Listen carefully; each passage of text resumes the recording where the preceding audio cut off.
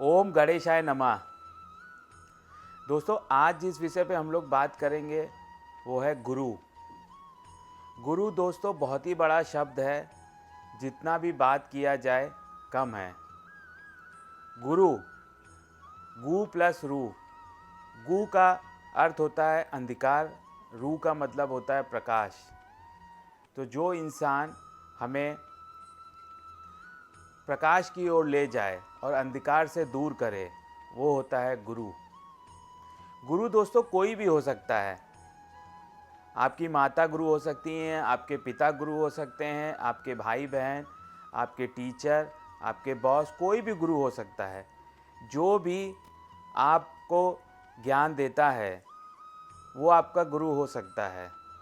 जो भी आपको गाइड करता है, जो भी आपका टॉर्च बीयरर है, वो आपका गुरु हो सकता है। जैसे एक छोटा सा दिया अंधेरे को दूर कर सकता है। कितना भी अंधकार हो, एक छोटा सा दिया भी आप जलाइए तो रोशनी हो जाती है। तो वैसे ही गुरु होता है। गुरु बड़े से बड़े अंधकार को अपने ज्ञान से दूर कर सकता है। गुरु के ज्ञान से आपको आपका जीवन सहज हो जाता है, आपका जीवन सरल हो जाता है। क्या सही है, क्या गलत है, गुरु आपको गाइड करता है। इसी संदर्भ में, इसी से जुड़ी हुई दोस्तों, आज एक कहानी मैं आपके पास लेके आया हूँ। कहानी बाघ और गाय की है। एक गाय होती है, वो जंगल में चल रही है। शाम का समय है, तो गाय को एक आहट सी लगती है कि कोई उसका पीछा कर रहा है। तो गाय जब देखती है तो उसके पीछे एक बाघ होता है। बाघ जो है धीरे धीरे धीरे धीरे दोस्तों उसके पास आ रहा होता है, उसको अपना भोजन, उसका शिकार करने के लिए। तो गाय धीरे धीरे आगे बढ़ती है, तो बाघ भी धीरे धीरे उसके पीछे पड़ जाता है। पास में एक तालाब है, तो गाय सोचती है तालाब में छुप जाती हूँ। तो गाय जो है तालाब में चली जाती है, तो बाघ भी पीछे से तालाब में आ जाता है। पर तालाब में पानी बहुत कम है, उसमें कीचड़ है और कीचड़ में गाय फंस जाती है।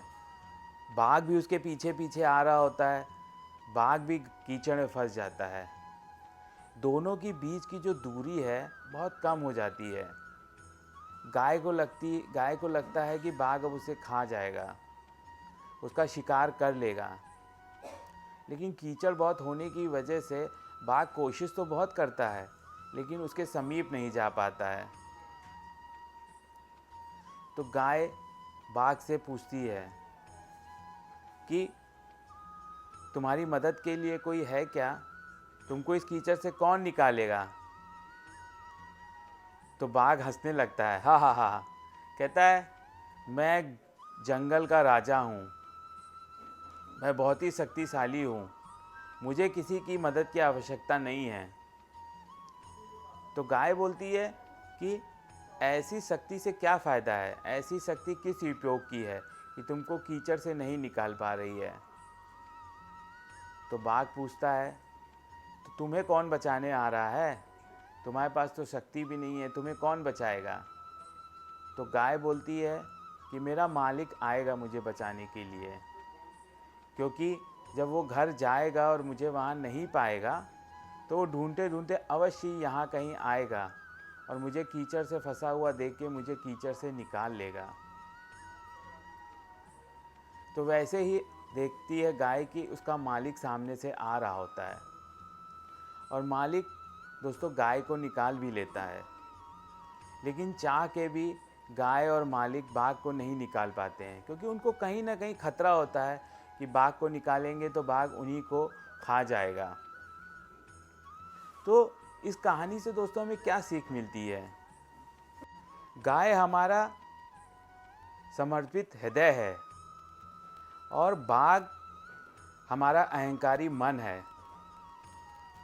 इस कहानी में मालिक हमारा ईश्वर है और कीचड़ यह संसार है।